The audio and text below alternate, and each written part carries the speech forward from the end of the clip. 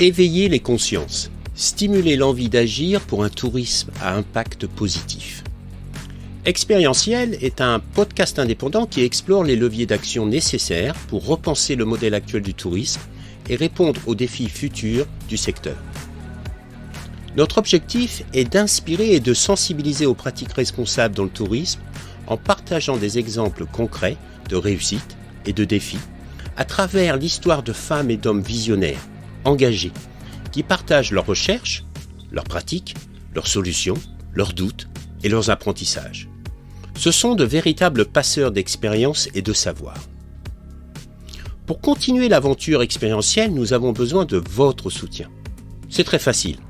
En laissant une note positive sur notre podcast, en partageant sur votre réseau ou en faisant un don sur notre page Tipeee. Allez, sans attendre, je vous invite à vous installer dans un lieu confortable et calme, et pourquoi pas en pleine nature, pour prendre le temps de découvrir l'épisode du jour. Bonne écoute. Bonjour FX, comment vas-tu aujourd'hui ? Salut François, vachement bien, ravi de pouvoir passer ce petit moment avec toi. Super, super. Alors, vu que tu es Monsieur Casquette, je me suis permis d'en mettre une aussi. Ah, Ça me fait très plaisir. Un hommage déjà. ah, J'adore. ouais, ouais, Bravo, elle est ouais. très belle en plus. C'est quoi son histoire? Ah, son histoire, elle vient, cette casquette a plus de 20 ans. Ça fait d'ailleurs un peu, quand tu regardes, un peu, casquette un peu vieux pêcheur, tu sais. J'aime Euh, bien. c'est lors d'une expérience en Alaska, ou enfin pas en Alaska, du côté américain, juste opposé de Vancouver Island, où je suis parti 15 jours faire un stage dans un centre de recherche sur les orques. Et donc, voilà, pendant 15 jours, j'étais au contact des orques et de scientifiques qui m'ont expliqué déjà à l'époque les problèmes des activités, les impacts des activités humaines sur justement le monde marin. Et c'était très intéressant. Déjà à l'époque, le taux de mortalité des nouveau-nés était assez élevé, Oui. justement, surtout dans cette partie du monde, dans le sens où il y avait beaucoup de trafic, de transport maritime, etc. Et donc, il y avait un réel impact. Et voilà, donc j'ai eu la chance de vivre des moments très, très, très forts avec les orques. Imagine 5 heures du matin, tu es sur un catamaran, il y a 21 orques, une eau, tu vois, bien huilée, etc. Et tu les suis pendant 2, 3 heures à leur vitesse, tranquillement. Tu as le jour qui se lève. Enfin, c'était une expérience fantastique, quoi. Incroyable, le rêve. Bah, comme quoi une casquette peut définir une partie de l'identité de la personne qui la porte. Bravo. Ouais, ouais, ouais, tout à fait. Et toi, alors, la tienne, ça veut dire quoi? Pourquoi tu portes des casquettes? Écoute, écoute, je change de métier de temps en temps et j'ai besoin de porter ces changements. Et donc, cette nouvelle aventure Whitland se passe avec des casquettes. Celle-ci, elle vient de m'être rapportée par ma chère et tendre épouse, que je salue et que j'adore. Et donc, je suis content de la porter aujourd'hui puisque je l'ai eu ce week-end. D'accord, super, super. Alors, on va parler techno, hein? Ouais, On va parler de tech, etc. Mais moi, il y a un truc qui m'intrigue quand même, c'est qu'en préparant cette émission, tu m'as dit, bah écoute François, tu sais, moi je viens du monde de l'urbanisme. Alors, comment on passe de l'urbanisme à la tech? bah, écoute, c'est une super question.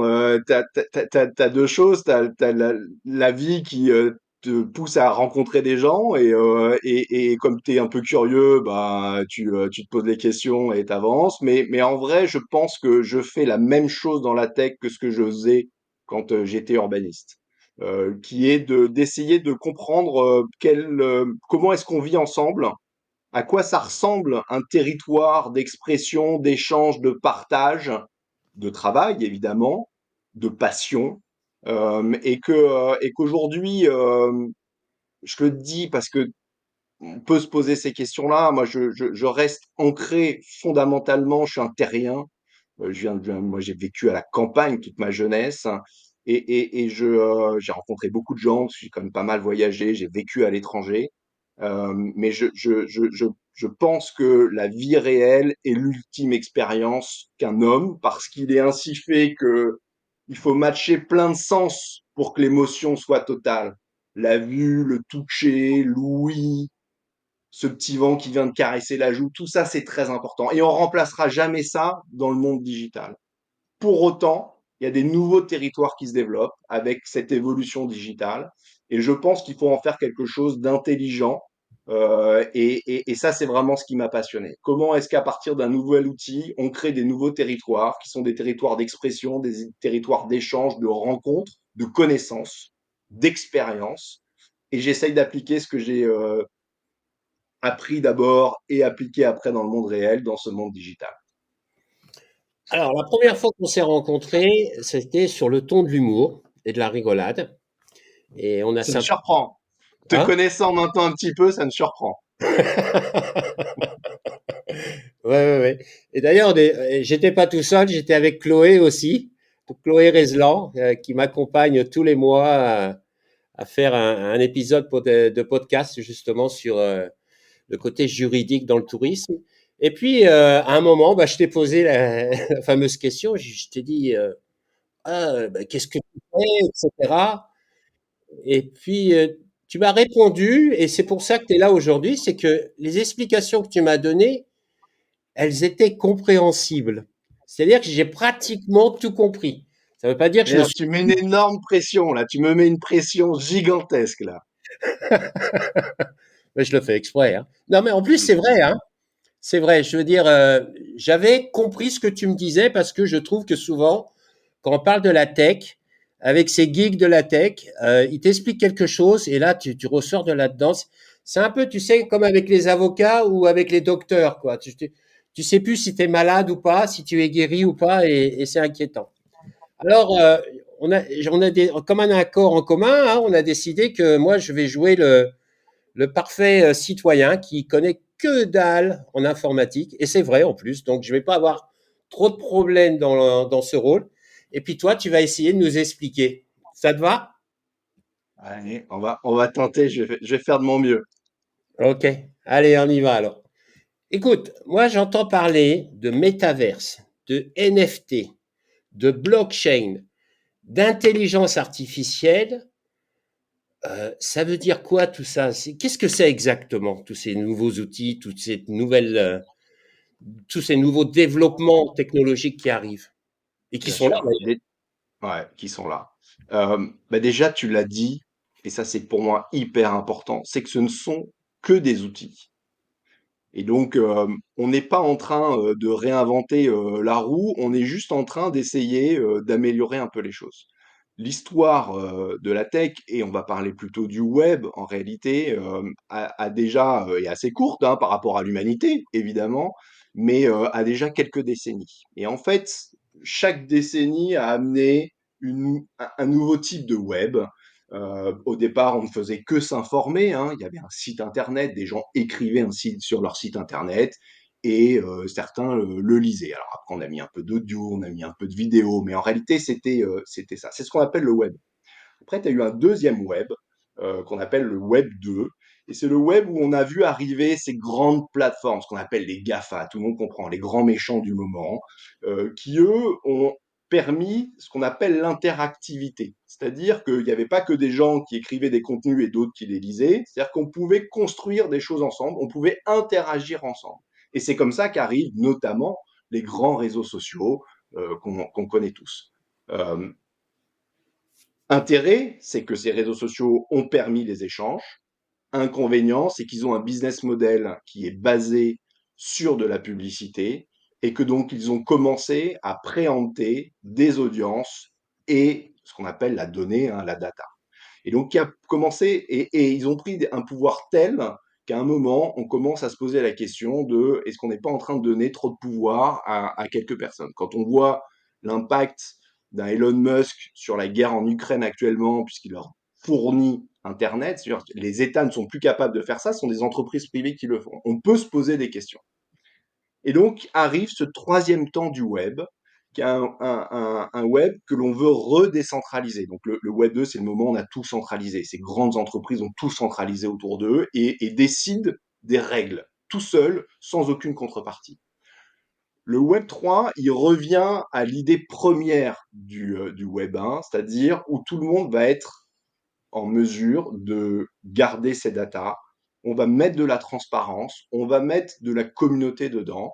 Et ça, on y arrive grâce à la blockchain. Alors, la blockchain, c'est un gros mot. En fait, c'est une sorte de protocole qui va permettre effectivement de s'assurer que ce qui est fait sur le web ne peut pas être transformé, ne peut pas être changé. Donc, il y a une sorte de ce qu'on appelle le trust, hein, c'est-à-dire on peut avoir confiance en le web parce qu'on ne peut pas la hacker. Le web, la blockchain ne peut pas se hacker.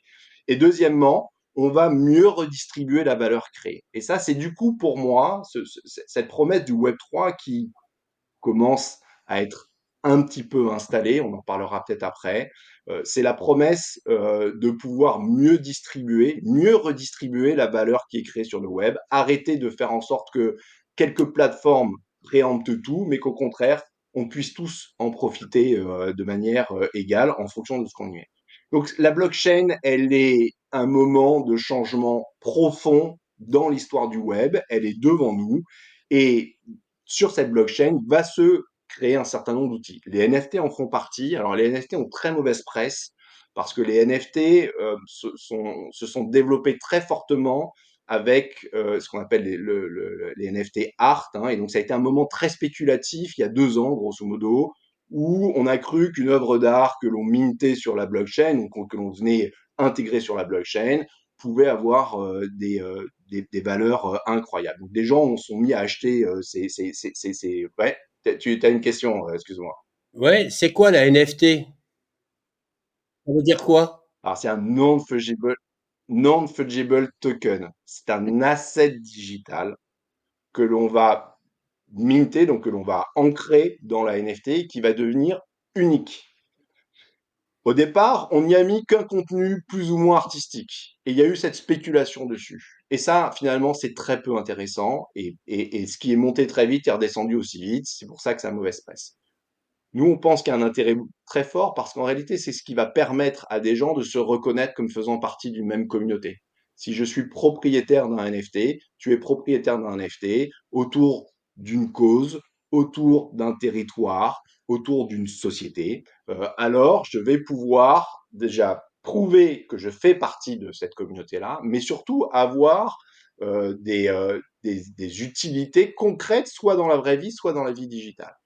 Nous, c'est ce qu'on est en train de faire pour le secteur du tourisme, hein, avec un territoire comme Dunkerque qui veut se développer autour de la thématique du kitesurf. Et donc, on est en train de créer une collection de NFT pour les aficionados du kitesurf en France et qui, s'ils viennent rider à Dunkerque, eh ben, vont avoir accès à un certain nombre d'utilités qu'on leur a réservées. C'est une sorte de carte de membre qui du coup peut permettre effectivement d'avoir accès. Donc ça c'est un élément très important. Le métavers, j'avance hein, sur les différents sujets que tu m'as évoqués, donc voilà, le métavers, c'est la spatialisation du web. Et en cela, ce n'est rien d'autre que ce qu'on y fait déjà. Simplement, comme dans un jeu vidéo, tu vas avancer avec un avatar. Alors il y a plein de gens qui me disent mais ça sert à quoi ce truc-là?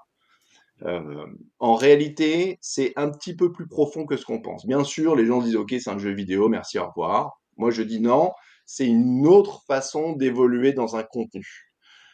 Si je veux découvrir un territoire, je vais sur le site de l'Office du tourisme, je vais scroller, je vais lire des textes, etc. Aujourd'hui, je vais pouvoir le faire de manière beaucoup plus engageante, à travers effectivement la découverte d'un territoire qui va être comme dans un jeu vidéo avec mon avatar. L'avantage, c'est que je vais pouvoir gamifier, on va parler de la jeune génération, c'est un élément qui est très important pour eux, pour retenir leur attention, qui va permettre aussi de récompenser les gens qui font ce qu'on attend d'eux. Ah, si tu fais la communication autour d'un territoire, tu attends d'eux qui comprennent ce qu'est ce territoire. Si je vais explorer ce territoire, je vais avoir une meilleure connaissance de territoire et je vais peut-être pouvoir, du coup, quand je vais venir sur le territoire, y faire des choses plus intéressantes et qui, en tout cas, nous intéressent. Donc là, il y a une notion de récompense qui est importante, de gamification. Et donc, aujourd'hui, la jeune génération qui a joué toute sa jeunesse, c'est vraiment la première génération de vrais gamers, comme on dit, aujourd'hui veulent vivre des expériences dans le digital comme ils le vivent dans le jeu vidéo. Et donc c'est un nouvel outil, ni plus ni moins. On va faire la même chose, découvrir, échanger, partager et éventuellement acheter, puisqu'on va pouvoir transformer.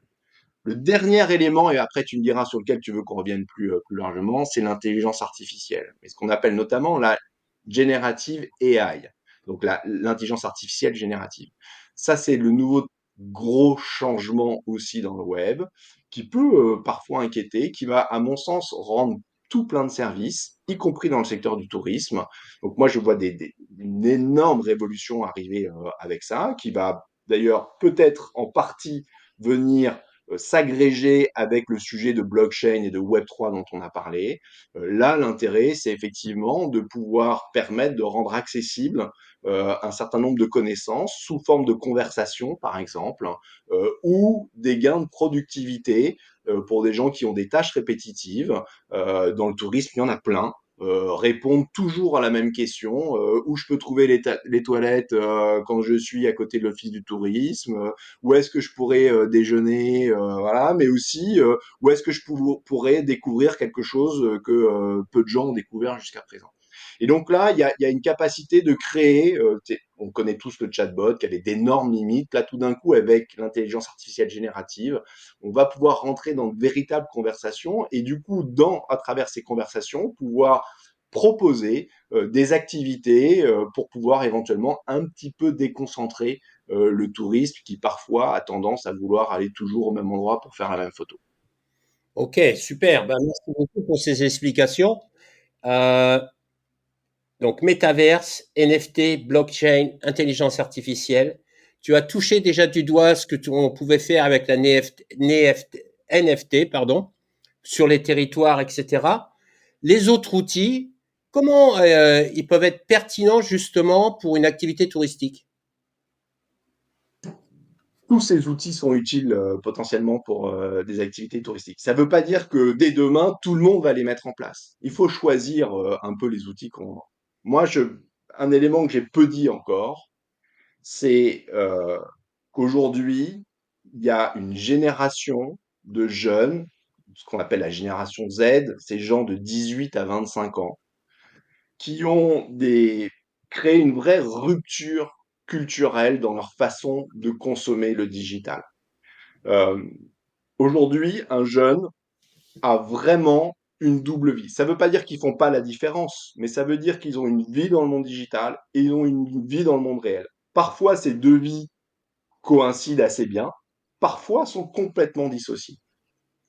Et donc aujourd'hui, ces jeunes générations ont pris des habitudes. J'ai parlé du gaming, mais j'ai encore peu parlé de la dimension communautaire. Aujourd'hui, les jeunes, contrairement à ce qu'on pense, n'ont pas envie d'être tous célèbres. Quand ils ont tous envie de vouloir rentrer dans des communautés de gens qui leur ressemblent. Et donc, au travers de tous ces outils, ils vont pouvoir effectivement aller se connecter avec les gens qui ont les mêmes passions, qui ont les mêmes envies, qui ont parfois les mêmes idées, ou au contraire, qui vont être là pour confronter leurs idées. Et tous ces outils vont être intéressants pour le faire. Donc, accessoirement, et je suis très étonné, je dois dire, je parle quotidiennement avec les professionnels du tourisme, euh, ils ont encore peu pris conscience de l'importance de cette génération, au moins pour deux raisons. La première, c'est que ce n'est pas les consommateurs de demain dans le tourisme, c'est déjà les consommateurs d'aujourd'hui. Aujourd'hui, un jeune, il est inquiet de savoir quel sera le monde dans 10 ou 15 ans. Et donc, il a plutôt décidé d'aller découvrir le monde. Il a moins de moyens que les générations plus anciennes, mais il est prêt à dépenser une plus grosse part des petits moyens qu'il a pour aller vivre ces expériences. Et donc, en réalité, en 2021, aux États-Unis, il y a une bascule où la génération qui dépense le plus dans le voyage, plus globalement, c'est cette jeune génération. Et donc, je ne parle pas, encore une fois, hein, des touristes, des publics de demain, je parle de ceux d'aujourd'hui. Pouvoir d'achat. Deuxième chose, c'est que ces jeunes générations, c'est quand même eux qui vont occuper normalement un certain nombre d'emplois dans le secteur du tourisme. Dans l'hôtellerie, tu connais ça par cœur, dans la restauration, dans l'animation d'activités, etc. Et aujourd'hui, si d'un point de vue public, d'un point de vue économique, les acteurs du tourisme n'ont pas encore bien compris qu'il y avait un pouvoir d'achat là, par contre, ils touchent du doigt l'incapacité qu'ils ont à venir les intéresser pour qu'ils viennent bosser chez eux. Et ça a été ces derniers mois, quand je pose la question à des acteurs du tourisme, quel est ton problème du moment? 80%, le premier truc qui sort, c'est j'arrive pas à embaucher. Et donc, tout d'un coup, moi, je leur dis, si vous n'utilisez pas les outils qui sont les outils de cette jeune génération, notamment dans le secteur digital, alors vous allez avoir des grosses difficultés devant vous, que ce soit pour le côté RH ou que ce soit pour le côté consommateur. Et donc, à un moment ou un autre, il va falloir y aller. Alors j'ai une question. Quel outil utiliser justement pour le recrutement? Parce que tu as tout à fait raison. Moi, je le vois à côté de chez moi. On est dans le Var.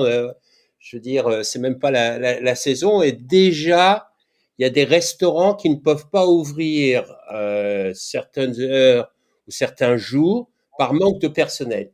Donc, quel outil utiliser? Quel serait l'outil idéal qui correspond aux jeunes aujourd'hui?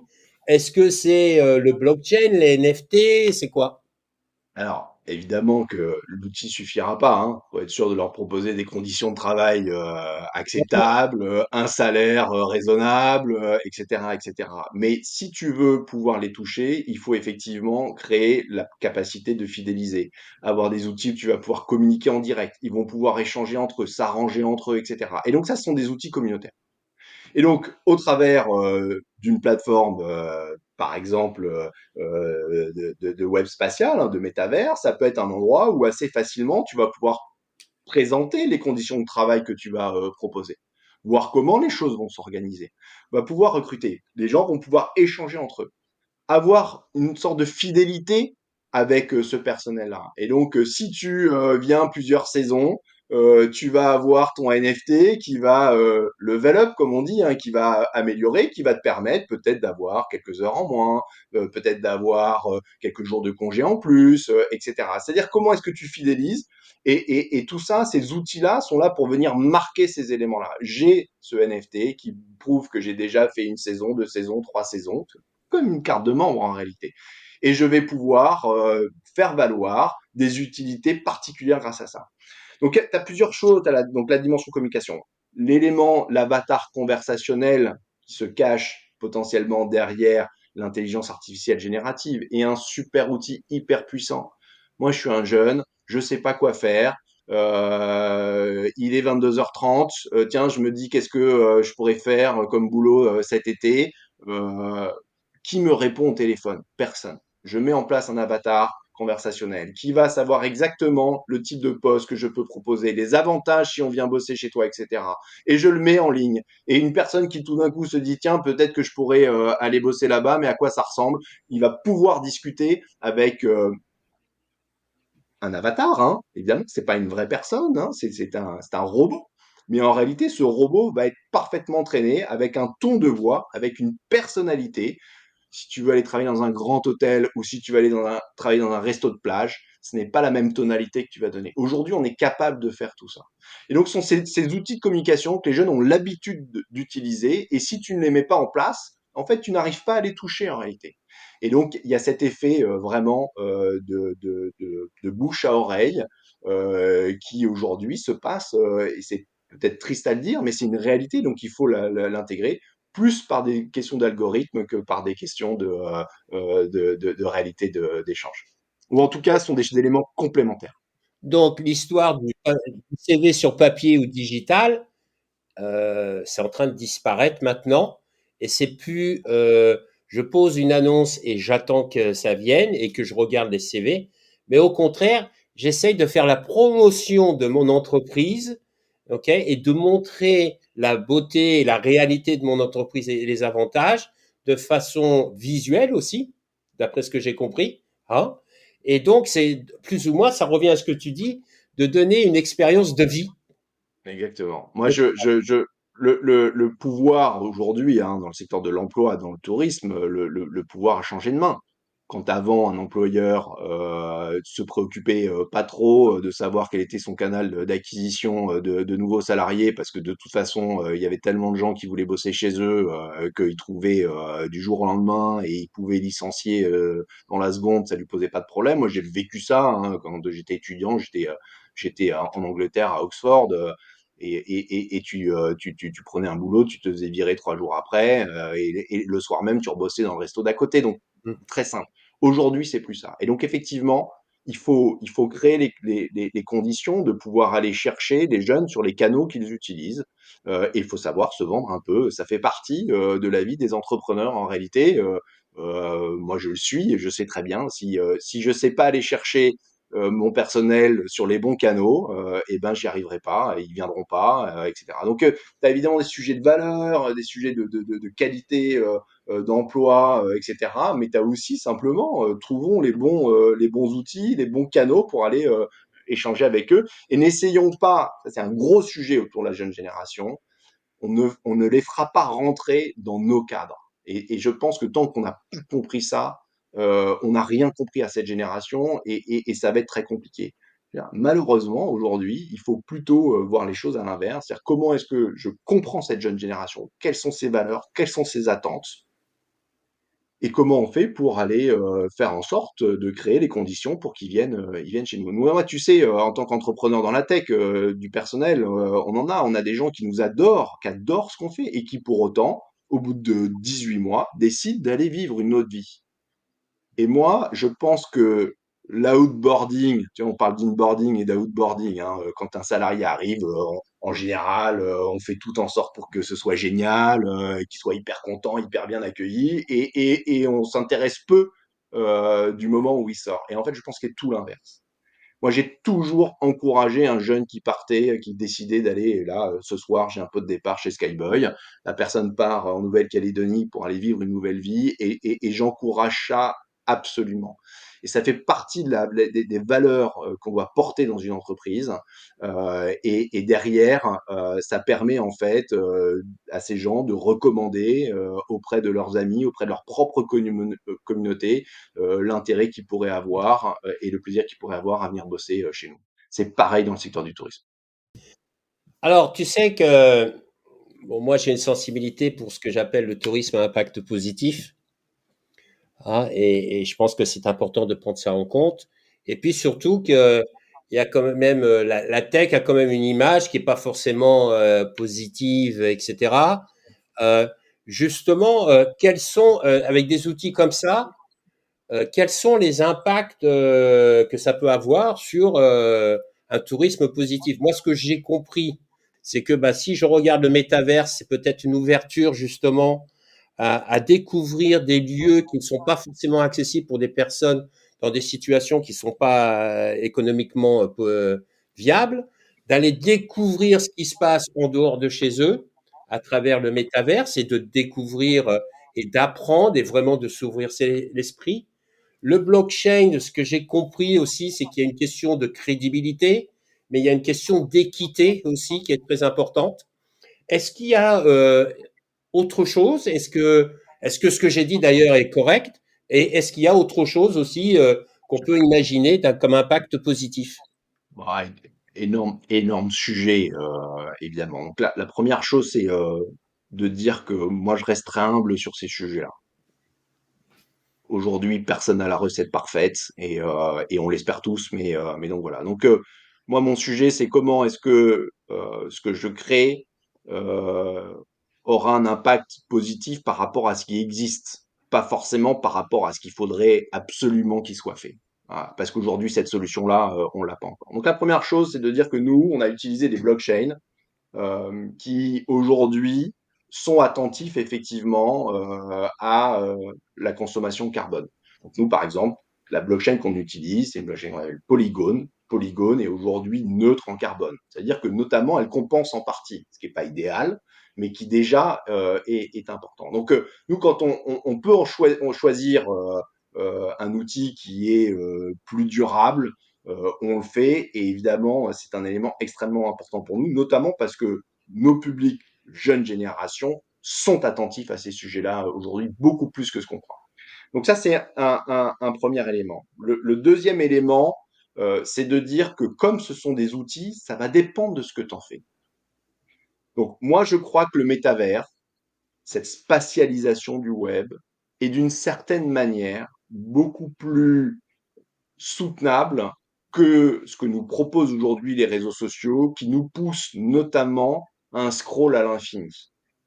Le sujet du réseau social, c'est de te garder le plus longtemps possible dedans. Et pour ça, En fait, il essaye de débrancher ton cerveau. Et là, tu scrolles à l'infini, hein, sur Instagram, sur TikTok, et tu scrolles et tu scrolles et tu scrolles. En y intégrant une dimension, une troisième dimension, la dimension spatiale, alors tu vas obliger la personne qui va aller découvrir des éléments d'avoir une posture active. Comme dans la vraie vie, il va se poser la question, est-ce que je vais devant, est-ce que je vais derrière, est-ce que je cours, est-ce que je marche, est-ce que j'engage la conversation avec l'avatar qui est à côté de moi, comme je suis dans un troquet. Je rentre dans un troquet, j'ai envie de parler à personne, je parle à personne. Je rentre dans un troquet, j'ai envie de sociabiliser, de découvrir des nouvelles personnes. Je me mets à parler avec eux. Et donc tout d'un coup, déjà, l'intégration de cette troisième dimension dans le web permet d'être beaucoup plus actif. Et moi, je ne suis pas là pour créer des mondes infinis. Je suis là pour créer des mondes qui vont me permettre de mieux comprendre une destination, et une fois que j'ai bien compris cette destination, de dire bon, eh ben, j'ai envie d'aller la découvrir pour de vrai. Donc c'est déjà d'un point de vue, nous on parle plus de RSE, hein, que de pur développement durable, mais je pense qu'on est en train de développer un Internet qui est beaucoup plus soutenable et intelligent que ce à quoi on a le droit aujourd'hui, notamment avec les réseaux sociaux. Alors c'est Euh, intéressant ce que tu dis parce que justement un des doutes que j'avais par rapport à l'intelligence collective, pardon, l'intelligence artificielle, c'était justement que ça diminuerait notre capacité de réfléchir à quelque chose. C'est-à-dire que plus ou moins tu poses une question à ChatGPT et il te donne la réponse. Tu as la possibilité de copier la réponse. Avec Chloé, on a parlé aussi que on pouvait faire du copier-coller, etc., et qu'il n'y avait pas de copyright. Et donc, là, c'est intéressant ce que tu es en train de me dire, c'est que justement, par exemple, le métaverse va pouvoir nous, au contraire, nous inciter à aller plus nous loin, à mettre apprendre. dans une posture de découverte, bien sûr, Et bien ça, c'est sûr. très intéressant. Donc ça, Euh, c'est le premier élément. Le deuxième, et là c'est la puissance du NFT, c'est de faire en sorte notamment qu'à chaque fois que tu fais une action positive, que ce soit dans la vie digitale, je découvre des lieux que je n'avais pas forcément prévu de découvrir, ou dans la vie réelle, je vais participer à une action de nettoyage de plage quand je vais aller passer un week-end sur la côte.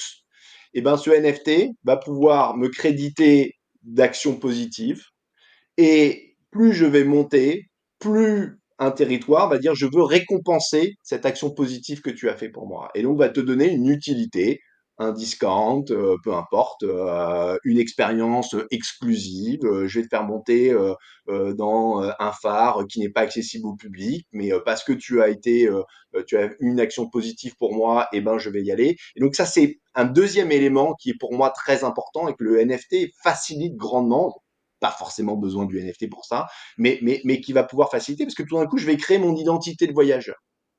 C'est-à-dire que moi, quand j'étais gamin, quand j'allais faire de la rando avec mes parents, à la fin de chaque trek, je les tannais pour qu'ils achètent le badge du territoire qu'on venait de parcourir et je le collais sur mon sac à dos.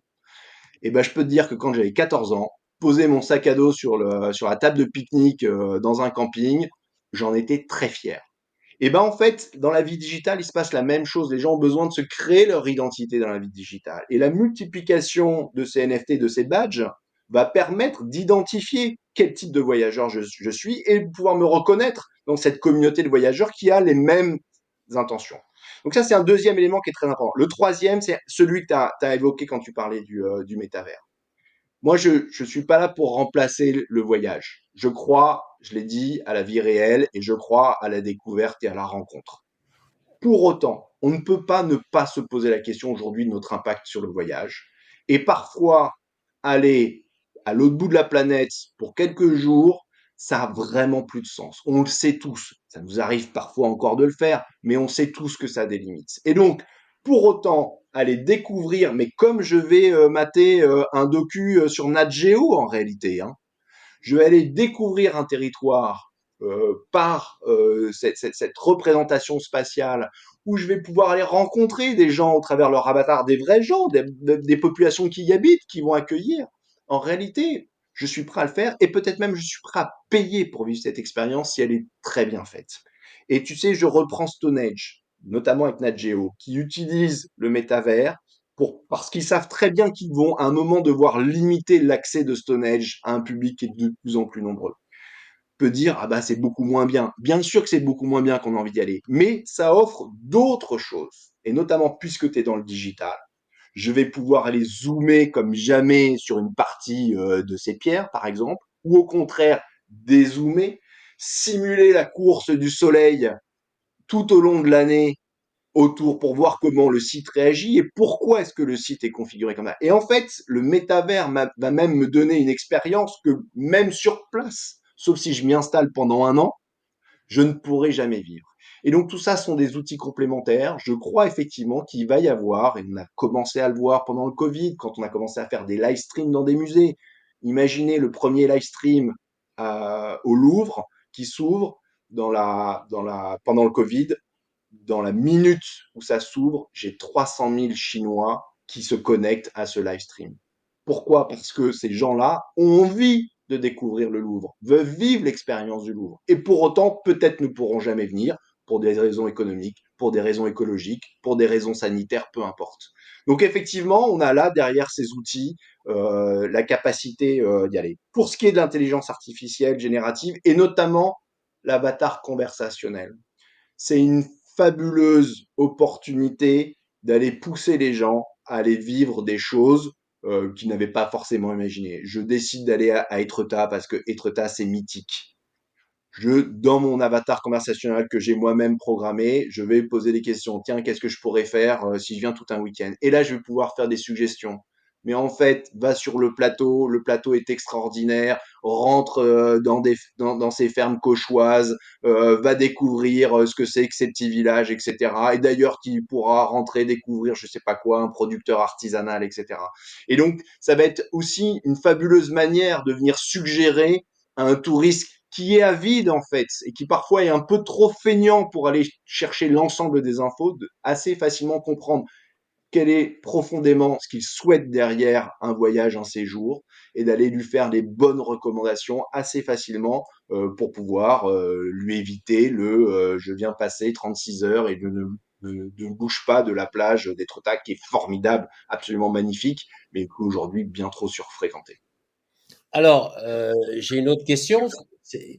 Tout ça, ces outils, évidemment, ça demande un investissement financier. Est-ce que ces outils sont chers ou combien ça coûte, tout simplement? Ouais. Écoute, oui, mais oui, ça coûte. Non, ça coûte pas cher. Et en tout cas, ça ne coûte qu'une fraction de ce qu'aujourd'hui les acteurs dépensent pour faire de la pub dans le monde digital, pub qui d'ailleurs est rarement vue par la jeune génération. Et donc moi, mon sujet, c'est plutôt de dire, écoutez, vous dépensez 100 en pub sur Facebook, Instagram, Google, et ben en fait, prenez 10% de ça et venons tester ces nouveaux outils ensemble et ça marche très bien. Donc aujourd'hui, voilà, créer un espace métavers qui permet effectivement de créer ce nouvel espace de rencontre et d'information pour cette jeune génération, de créer cet engagement positif pour la découverte de la réalité du territoire et non pas concentré au même endroit, etc. On arrive à sortir des budgets autour des 20 000 euros pour créer vraiment ce monde. C'est pas 300 000 ou 400 000 euros comme on a pu l'entendre il y a un an ou 2 ans. Parce que d'ailleurs, je ne crois pas complètement à ce qu'on appelle le digital twin, c'est-à-dire cette représentation parfaite du territoire. Ce qu'il faut, c'est comprendre l'esprit des lieux. Et t'as pas besoin pour ça d'être absolument exhaustif. Si tu veux être exhaustif, mais vas-y pour de vrai en fait. Et gardons justement l'expérience visuelle finale pour ceux qui iront sur place. Donc ça, c'est le premier élément. L'avatar conversationnel coûte beaucoup moins cher que ça.